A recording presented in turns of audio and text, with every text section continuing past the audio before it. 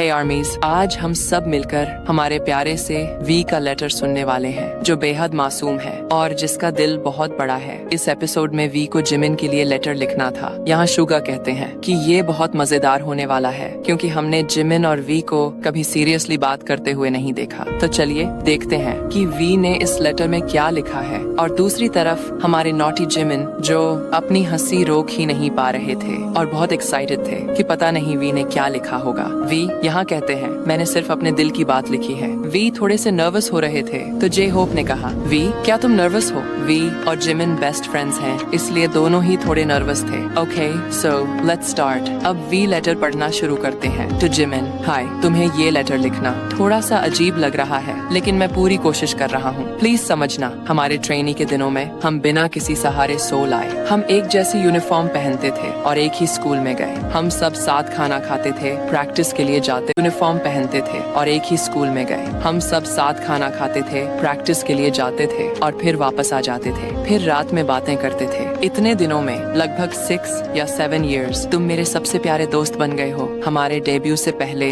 तुम परेशान थे। मेरी कंपनी के साथ एक मीटिंग हुई और मुझसे पूछा गया कि अगर जिमिन को मेरी टीम में रखा जाए तो मुझे कैसा लगेगा। मैंने थोड़ा सोचा और फिर कहा, जब मेरे साथ कुछ अच्छा या बुरा होता है तो वहाँ जिमिन होता है। वही है जो मेरे साथ हंसता भी है और रोता भी है और मुश्किल वक्त में भी मेरे साथ खड़ा रहता है। मैंने कहा कि मैं चाहता हूँ कि मेरा अच्छा दोस्त मेरे साथ एक ही टीम के तौर पर डेब्यू करे और मुझे बहुत खुशी है कि हमने साथ डेब्यू किया। मतलब हम एक ही ग्रुप का हिस्सा बने। हमारी सारी अच्छी यादें मुझे बहुत खुश कर देती हैं, लेकिन मुझे बुरा भी लगता है क्योंकि जितना तुम मेरे लिए करते हो शायद मैं कभी उतना तुम्हारे लिए वापस न कर पाऊँ। जब मैं चुपचाप बाथरूम में जाकर रोता हूँ तब तुम बाहर खड़े होकर मेरे साथ रोते हो और